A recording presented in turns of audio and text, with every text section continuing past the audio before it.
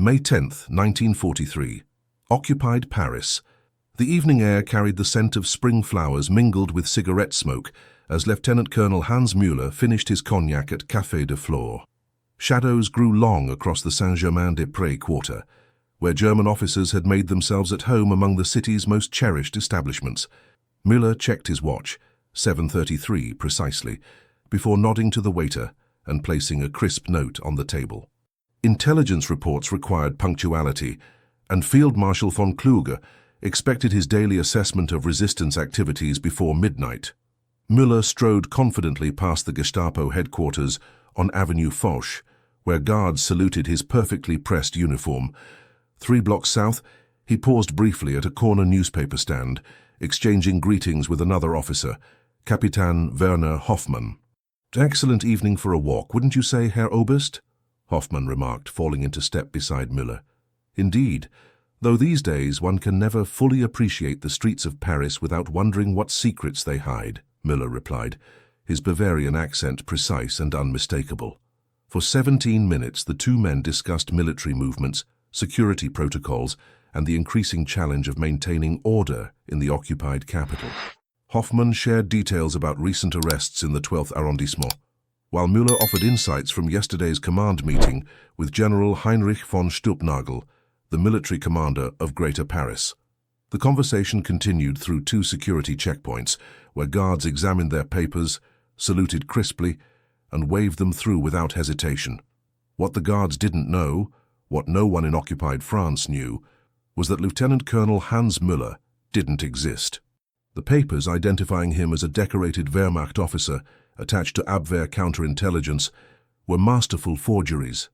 The accent that so convincingly marked him as Bavarian military aristocracy had been perfected in a basement office in Washington, D.C.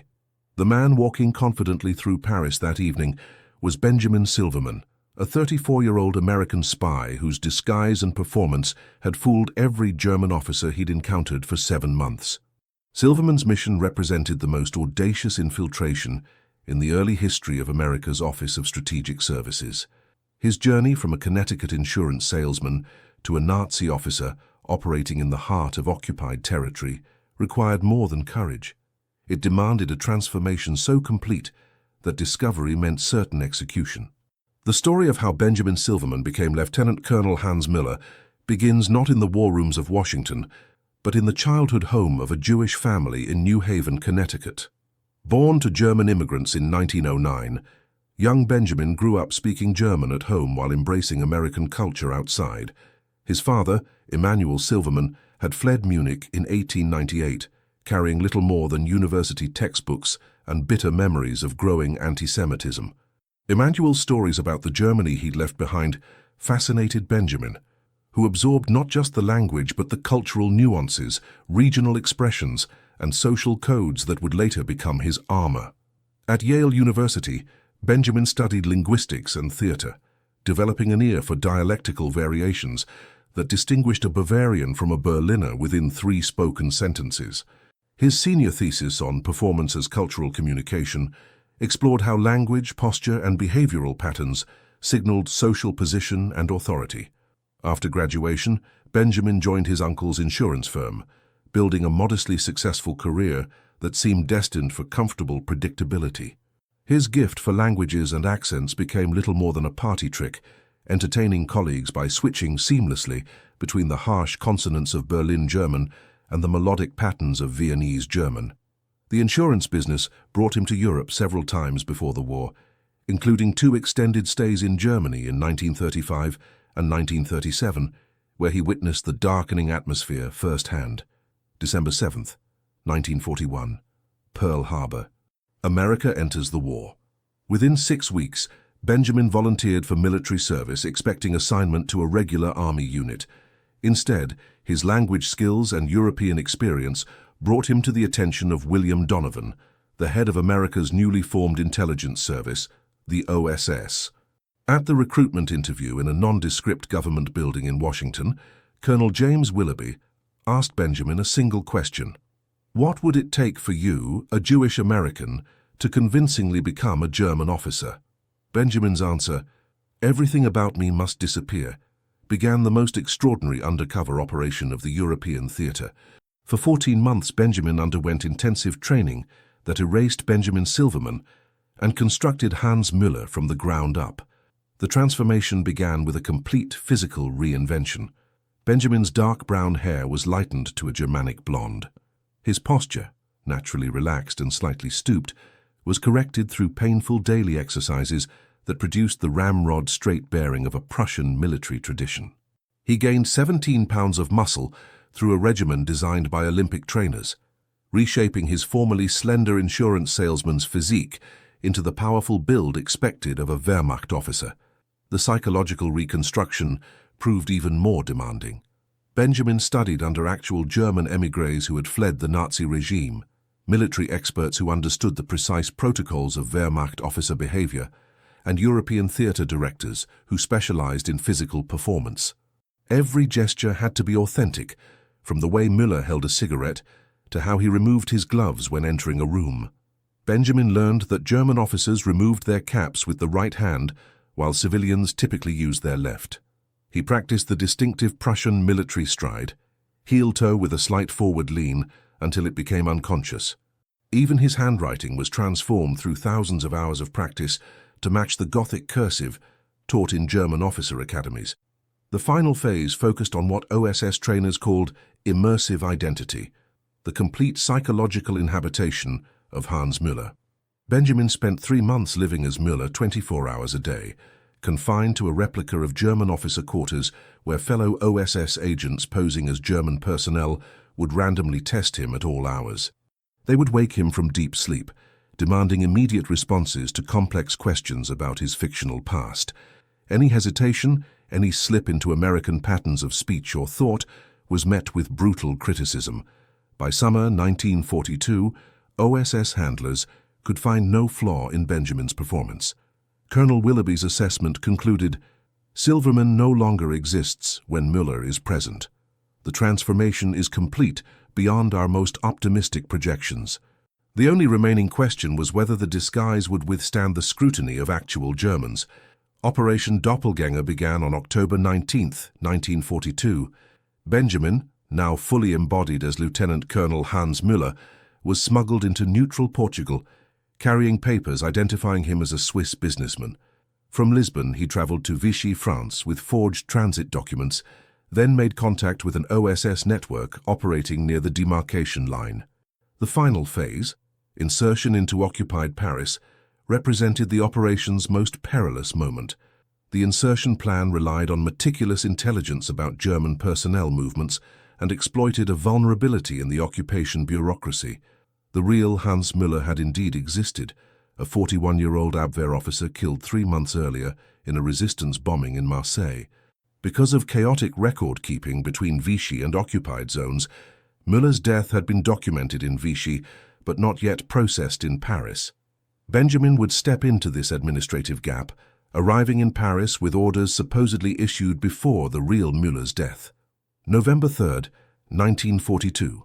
Benjamin entered Paris through the Porte d'Orléans checkpoint, presenting his papers to German guards with the confident impatience of a senior officer inconvenienced by security protocols. The moment represented the operation's point of no return, his first direct engagement with actual German military personnel. When the guard examined his papers and asked about his previous posting, Benjamin replied with the precise mixture of authority and annoyed condescension that characterized German officer-enlisted interactions. The guard snapped to attention, apologized for the delay, and waved him through. Benjamin Silverman had disappeared completely. Lieutenant Colonel Hans Müller now walked the streets of occupied Paris. Benjamin's mission in Paris served multiple intelligence objectives that evolved as the war progressed. Initially, he was tasked with mapping the German command structure, identifying key personnel and locating sensitive installations.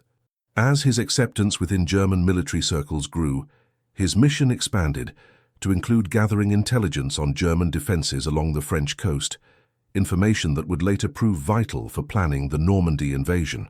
The daily reality of life as Hans Müller required constant vigilance. Benjamin maintained a sparsely furnished apartment on Rue de Rivoli, deliberately kept minimal to reduce opportunities for mistakes. Every morning began with a meticulous check of his appearance and credentials. Every night ended with encrypted radio transmissions sent from a concealed set hidden in a false wall behind his wardrobe. The transmission schedule varied according to a mathematical formula based on the date, creating an unpredictable pattern that reduced the risk of detection by German radio monitoring units. Benjamin's penetration of German headquarters at the Hotel Meurice proceeded gradually, building relationships through carefully orchestrated chance encounters with key officers. His cover story, that he specialized in counterintelligence assessment of resistance capabilities, provided the perfect pretext for asking questions and accessing restricted areas. Within 3 months, he had secured a small office at headquarters, where he prepared reports that mixed actual German intelligence with carefully crafted misinformation designed to misdirect German resources. The psychological toll of living as Hans Müller manifested in unexpected ways. In his encrypted reports to handlers, Benjamin occasionally referenced dissociative episodes where he momentarily lost track of his true identity. "There are moments," he wrote in February 1943, "when I catch myself thinking in German patterns, not just linguistically, but ideologically. I find myself nodding in agreement during discussions of military strategy before my American consciousness reasserts itself. The performance is becoming autonomic. This psychological absorption created both advantages and dangers." Benjamin's handlers worried that his immersion had grown too complete, potentially compromising his judgment or loyalty. Yet this same total immersion made his performance flawless. German officers who initially viewed the newcomer with professional suspicion gradually accepted Müller as one of their own. By spring 1943, he had been invited to social gatherings, officer clubs, and even private dinners in the homes of senior command staff. The most dangerous moment of Benjamin's mission came on April 17, 1943, when he encountered Leopold Hoffmann, a visiting officer from Munich, who claimed to have attended the same officer training academy as Müller. During an evening reception at the German embassy, Hoffmann approached Benjamin with familiarity, reminiscing about shared experiences at the academy. Benjamin had memorized the academy's layout, traditions, and key personnel, but faced a direct personal challenge he couldn't have anticipated. "You know, Müller," Hoffmann said, sipping champagne casually, "I was just telling General Major Eckhardt how you saved our entire company during that disastrous night exercise in the Black Forest. February, was it? 1927? When Captain Lehmann got us completely lost." The room seemed to freeze around Benjamin. His cover story placed him at the academy during that period, but this specific incident wasn't in any briefing materials. In that moment, Benjamin made the decision that defined the operation's success. He leaned into ambiguity rather than fabrication. "How remarkable that you remember that night, Hoffmann," Benjamin replied with a nostalgic chuckle, "though I think perhaps you give me too much credit. Those were chaotic hours for everyone." Hoffmann laughed and continued, filling in details of his own recollection, while Benjamin carefully extracted the information he needed, reflecting it back with just enough vagueness to maintain credibility. By the end of the conversation, Hoffmann was convinced they had shared the experience, even complimenting Müller on his modesty about his role. The encounter demonstrated the psychological principle Benjamin had relied on throughout the mission. People tend to create coherence from ambiguity, filling gaps with assumptions that confirm their existing beliefs. The intelligence Benjamin gathered over his 15 months in Paris provided Allied commanders with unprecedented insight into German operations. His reports detailed coastal defense weaknesses, mapped the precise location of anti-aircraft installations, and identified divisions suffering from equipment shortages. Perhaps most valuable was his documentation of command relationships and personal rivalries among German leaders. Psychological intelligence that allowed Allied operations to exploit internal conflicts in the German hierarchy. The nature of deep cover operations meant that Benjamin often couldn't know how his intelligence was used. Only after the war would he learn that his detailed reporting on German coastal defense rotations directly influenced the timing of the D-Day landings. His identification of communication vulnerabilities enabled jamming operations that paralyzed German response in the crucial early hours of the invasion. In total, 27 major Allied operations incorporated intelligence he had provided, As Allied forces advanced across Europe in 1944, Benjamin's handlers faced a difficult decision. His position was becoming increasingly valuable as German forces prepared for the defense of Paris, but the risk of discovery grew with each passing day. The Gestapo, responding to successful Allied operations that suggested intelligence leaks, had intensified counterintelligence operations throughout occupied territories. The extraction plan activated on August 7, 1944, as Allied forces approached Paris. Benjamin received his signal, a seemingly innocuous classified notice about personnel reassignments that contained a hidden marker only he would recognize. The extraction involved an orchestrated arrest by French resistance members posing as German military police, who would remove him from German headquarters on suspicion of espionage, only to help him escape during the transfer to detention facilities. The plan never executed. On August 12, 5 days before his scheduled extraction, Benjamin attended an emergency command meeting at German headquarters. Field Marshal Walter Model had arrived unexpectedly from the Eastern Front to assess Paris defenses, bringing with him staff officers who had served with the real Hans Müller years earlier. Recognition was inevitable. Benjamin made an instant decision that contradicted all extraction protocols. Rather than attempting immediate escape, which would have confirmed suspicions and potentially compromised other operatives, he leveraged the chaos of the moment. As German forces prepared for possible evacuation, Benjamin volunteered to supervise the destruction of sensitive documents, positioning himself to preserve critical intelligence while appearing to follow orders. For 37 hours, Benjamin worked without sleep, systematically removing key documents from destruction piles while burning blank paper and outdated materials to generate the required smoke and ash. When challenged about his activities by suspicious security officers, he produced authorization papers he himself had drafted and signed, using the authority of officers he knew had already departed the city. On August 15th, with German forces beginning their withdrawal from Paris and internal communication systems collapsing, Benjamin executed his own extraction plan. Donning the uniform of a German medical officer, a disguise prepared months earlier as an emergency contingency, he joined an ambulance convoy heading toward the eastern perimeter. At a predetermined point near the Bois de Vincennes, he separated from the convoy during a refueling stop, disappearing into the forest where resistance contacts awaited. For 3 days, Benjamin remained hidden in a series of safe houses as German forces completed their withdrawal and the first Allied units approached the city. His final transmission to OSS headquarters, sent through resistance radio operators, contained 3 words: Doppelganger mission complete. August 25, 1944, Paris was liberated. As American forces secured the city, a special OSS team moved immediately to Benjamin's last known location, an abandoned caretaker's cottage in the Parc des Buttes, Chaumont. They found the cottage empty, except for a single item placed prominently on a wooden table, the Iron Cross First Class that had been part of Lieutenant Colonel Müller's uniform. Benjamin had disappeared. The mystery of Benjamin's whereabouts launched an intensive search by American intelligence services. Concern spread that he might have been captured during the chaotic final days of occupation, or more troublingly, that the psychological strain of his deep cover role had fractured his sense of identity, leading him to maintain his German persona or create an entirely new one. Benjamin reappeared 7 days later, presenting himself to American military authorities at the newly established headquarters in the Hotel Crillon. His appearance had transformed once again. The blonde hair dyed back to brown, the rigid posture softened, the German mannerisms entirely gone.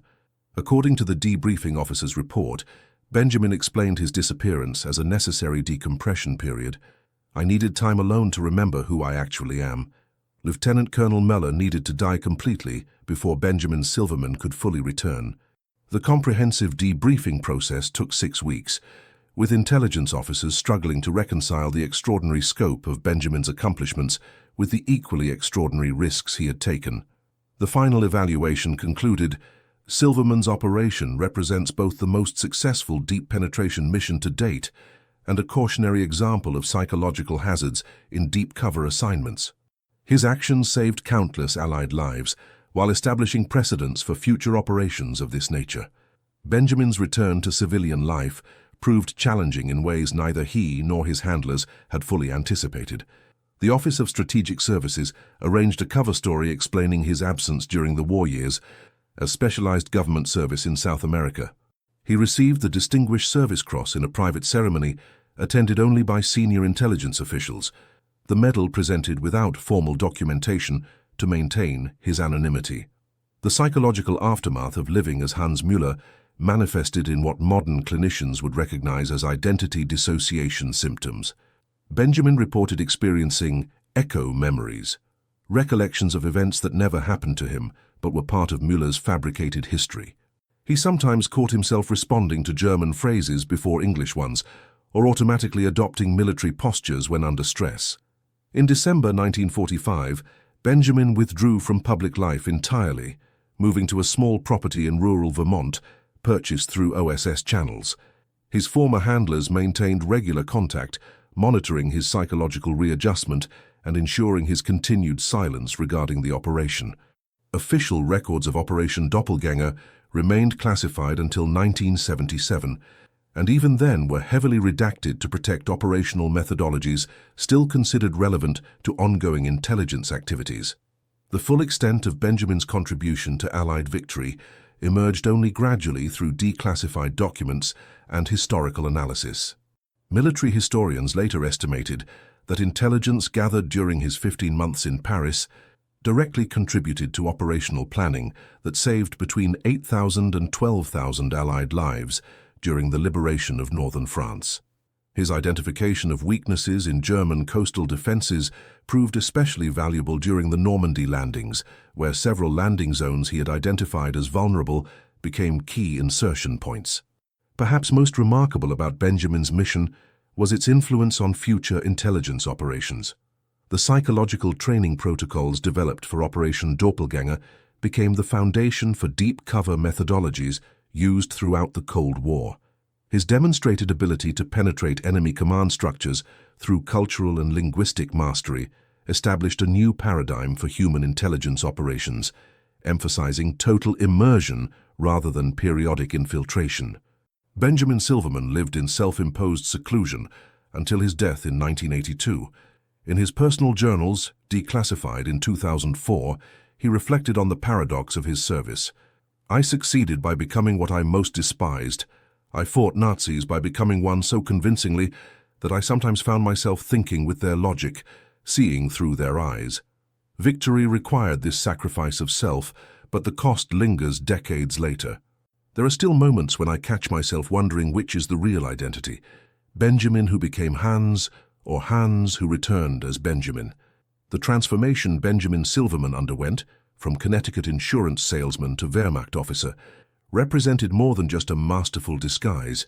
It demonstrated how identity itself could become an instrument of war, how performance sustained with sufficient precision could penetrate the most vigilant security systems. His operation succeeded not through technology or firepower, but through the perfect inhabitation of an enemy persona. In the decades following the war, intelligence agencies worldwide studied the Silverman case as both operational template and psychological warning. The total immersion method proved extraordinarily effective, but created recovery challenges that no one had anticipated.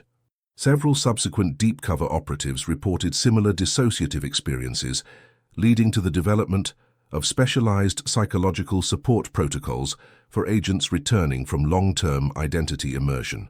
The relationship between Benjamin Silverman and his created persona of Hans Müller raised profound questions about the nature of identity itself.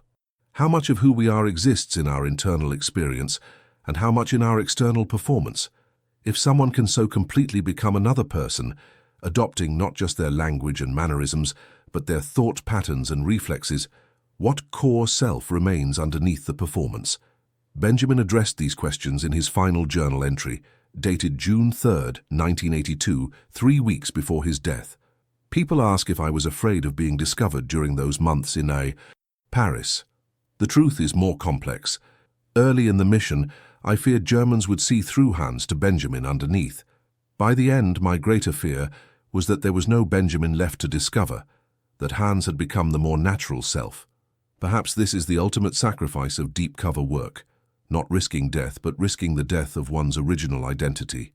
I served my country by becoming my country's enemy so completely that the line between performance and reality blurred beyond recognition. The technical aspects of Benjamin's transformation provide insight into the extraordinary attention to detail that enabled his success. Every element of Hans Müller's existence was constructed with obsessive precision. The forged identity papers contained authentic watermarks obtained through OSS networks in neutral Switzerland. The uniform Benjamin wore featured subtle manufacturing characteristics specific to officers' tailors in Munich. Even the cigarette case he carried, a silver case engraved with the Wehrmacht eagle, came from a German officer captured in North Africa, ensuring its authenticity. Maintaining the disguise required daily discipline that few operatives could sustain. Benjamin began each morning with a 30-minute routine reinforcing Müller's physical mannerisms, the distinctive way he held his shoulders, the precise angle at which he inclined his head when listening to subordinates, the unconscious habit of straightening his left cuff when thinking. These physical signatures became so ingrained that OSS psychologists later documented Benjamin's difficulty unlearning them after the war. The linguistic dimension of the disguise demonstrated particular brilliance.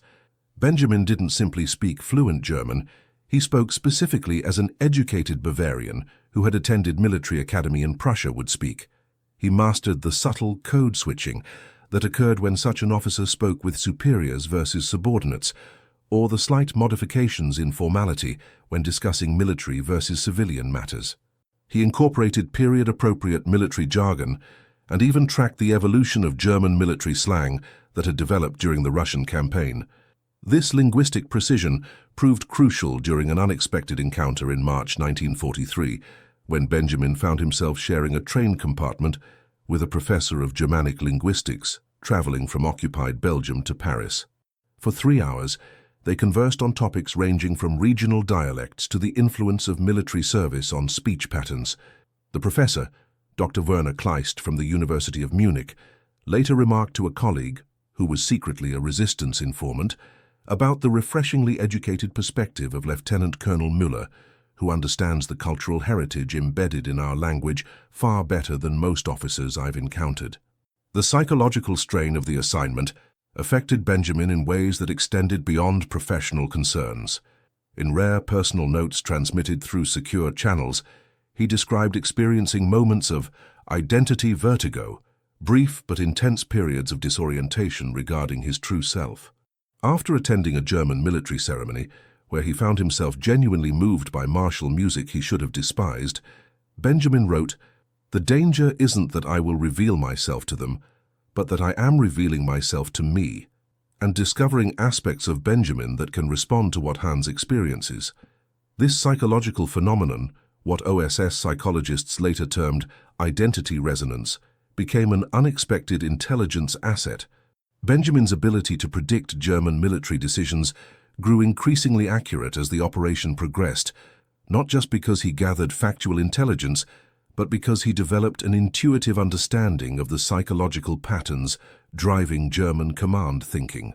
By April 1944, his assessments of likely German responses to Allied movements were considered so reliable that they influenced major strategic planning for the Normandy invasion. The training that prepared Benjamin for his role represented an unprecedented collaboration between traditional intelligence methods and theatrical performance techniques. His instructors included not just military specialists, but Broadway directors, cultural anthropologists, and linguistic coaches. The program director, Dr. Eleanor Harrington, combined a background in psychological operations with experience in experimental theater, approaching identity creation as both a security protocol and an art form.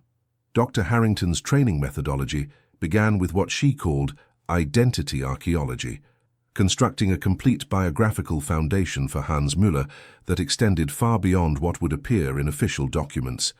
Benjamin memorized details about Müller's fictional childhood home in Munich, including the layout of rooms, the view from bedroom windows, and the names of neighbors. He could describe the taste of his mother's Sauerbraten recipe or recall the sensation of swimming in the Isar River on summer afternoons. These sensory and emotional memories provided the psychological infrastructure that supported his performance. The physical transformation required equally meticulous attention. Beyond changing his hair color and building muscle mass, Benjamin underwent subtle dental modifications to match German patterns of dental work from the period. His natural tendency to gesture while speaking, a distinctively American characteristic, was systematically replaced with the more contained gestures typical of German military officers. He learned to write with his right hand, although naturally left-handed, as German military training in the period had enforced right-handedness. Perhaps most remarkable was the transformation of his relationship with his Jewish identity. Benjamin came from a family deeply connected to their Jewish heritage, yet to become Hans Müller, he had to inhabit the mindset of someone who viewed that heritage with contempt or worse. OSS psychologists debated whether a Jewish operative could convincingly portray a Nazi officer, questioning whether unconscious resistance to the role would manifest in detectable ways. Benjamin addressed this concern with characteristic insight. "My Jewish identity gives me unique motivation to destroy the Nazi regime, and that motivation provides the strength to maintain this masquerade. I don't see it as betrayal of my heritage, but as its ultimate expression, using their prejudice against them by becoming the perfect Aryan they could never recognize as Jewish." The mission's success validated this perspective. Throughout his time in Paris, Benjamin encountered dozens of German officers with strong anti-Semitic views. Not once did any of them question Müller's background or perspectives. The performance was so convincing that in February 1944, Benjamin was invited to attend a lecture on racial science and military efficiency presented by a visiting SS doctor, an event where Hans Müller was expected to contribute to discussions about topics that directly threatened Benjamin Silverman's existence. The intelligence Benjamin gathered during such events proved particularly valuable, providing insight into German military medical research and personnel deployment policies influenced by Nazi racial ideology. His reports on these subjects helped Allied commanders understand vulnerabilities in German military structures that could be exploited, particularly regarding resource allocation and promotion patterns that prioritized ideological conformity over competence. The conclusion of Benjamin's mission coincided with a transitional period in American intelligence operations. The Office of Strategic Services was already evolving toward what would eventually become the Central Intelligence Agency, with operational methodologies shifting from wartime exigencies toward longer-term strategic positioning. Benjamin's successful penetration of German command structures provided a compelling argument for deep-cover human intelligence as a cornerstone of post-war espionage. In a classified assessment completed in October 1944, OSS Director William Donovan wrote, "The Silverman operation demonstrates that properly selected and trained individuals can penetrate enemy organizations at levels previously considered impossible. The psychological methodologies developed for this operation have applications beyond the current conflict and should be preserved as we transition to post-war intelligence structures." This recommendation led directly to the establishment of specialized training facilities focused on identity transformation techniques. The methods pioneered for Benjamin's mission evolved into formal protocols that would guide American deep cover operations throughout the Cold War, particularly in environments requiring extended immersion in hostile territory.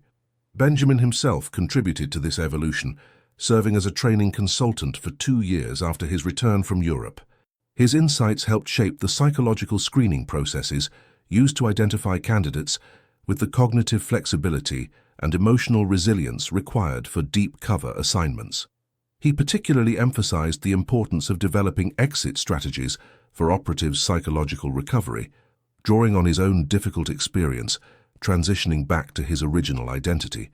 The legacy of Benjamin's mission extended beyond operational methodologies to influence fundamental thinking about identity in intelligence work. Traditional espionage had typically viewed cover identities as practical facades, necessary but ultimately superficial deceptions. Benjamin's experience demonstrated that truly effective deep cover required something more profound, not just pretending to be someone else, but psychologically becoming that person in ways that transformed the operative's experience of self. This understanding led intelligence agencies to develop more sophisticated approaches to operative preparation and support. Psychological monitoring became standard practice for deep cover assignments, with regular assessment of operatives' identity stability and mental health. The concept of identity anchor points, core memories and values that helped operatives maintain connection to their authentic selves, emerged directly from analysis of Benjamin's experience. Benjamin Silverman's extraordinary mission remains classified in many of its operational details even today, with certain aspects of his tradecraft still considered sensitive information. The core elements of his story, however, have gradually entered historical record through declassified documents, academic research, and testimony from surviving OSS personnel. What emerges from these sources is a portrait of intelligence work as not merely the collection of information, but the profound navigation of human psychology, both the psychology of those being infiltrated and that of the infiltrator himself. Benjamin's success depended not just on fooling others, but on a carefully calibrated self-deception, maintaining just enough distance from his created identity to fulfill his mission while immersing deeply enough to remain convincing. In the final assessment, Benjamin Silverman's operation represented both extraordinary achievement and sobering warning about the psychological costs of deep cover work. His ability to transform from Jewish American civilian to Nazi officer demonstrated the remarkable plasticity of human identity, while his struggles to fully reclaim his original self after the mission highlighted the permanent impact such transformations could have. The small Vermont community where Benjamin spent his final decades knew him only as a reclusive former government employee who occasionally taught German literature at a nearby college. His neighbors never suspected that the quiet man who tended his garden with such precision had once walked among the highest echelons of Nazi command in occupied Paris, gathering intelligence that helped secure Allied victory while living a performance so convincing that sometimes even he questioned where the performance ended and reality began. Benjamin Silverman died on June 24, 1982, at the age of 73. His headstone in a small cemetery outside Montpellier, Vermont, bears only his name and dates. No mention of military service or decorations. In accordance with his wishes, the true nature of his contribution to the Allied victory remained officially unacknowledged during his lifetime. 3 years after his death, in a private ceremony at CIA headquarters in Langley, Virginia, a small bronze plaque was installed in a corridor accessible only to personnel with top security clearance. The plaque bears a simple inscription: Benjamin Silverman, 1909-1982. He became the enemy to defeat the enemy. Operation Doppelganger, 1942-1944. Perhaps the most profound testament to Benjamin's legacy lies not in official recognition, but in the operational methodologies his mission pioneered. The psychological techniques developed for Operation Doppelganger established principles that continue to influence deep cover operations in the modern intelligence community. The balance between immersion and psychological stability, the construction of comprehensive identity foundations, and the recognition of identity transference effects all remain central considerations in preparing operatives for long-term undercover assignments. For intelligence historians, Benjamin Silverman represents a pivotal figure in the evolution of espionage, someone who demonstrated that the most effective disguise goes beyond documents and appearances to encompass the complete transformation of self. His mission marked the transition from traditional espionage focused on episodic information gathering to modern intelligence work, where the operative becomes a long-term embedded asset within target organizations. The full human dimension of Benjamin's story, the personal cost of his remarkable achievement, remains partially obscured by operational secrecy and his own reluctance to discuss certain aspects of his experience. What records do exist suggest a man who sacrificed not just years of his life, but elements of his identity in service to his country, who fought totalitarianism by temporarily inhabiting its mindset, and who returned carrying both the triumph of his success and the psychological burden of having lived within the enemy's perspective. In that sense, Benjamin Silverman's mission represented not just an intelligence operation, but a profound human experiment, a test of whether someone could step so completely into another identity that they became undetectable even among those who embodied that identity naturally, and whether they could then return to themselves intact. The answer proved complex. Benjamin succeeded beyond all operational expectations, but his success came with costs that neither he nor his handlers had fully anticipated. The ultimate legacy of Operation Doppelganger may be this dual recognition, that human identity is simultaneously more flexible and more fragile than previously understood, that we can become others more completely than we might imagine, but that in doing so, we may irreversibly transform our understanding of ourselves.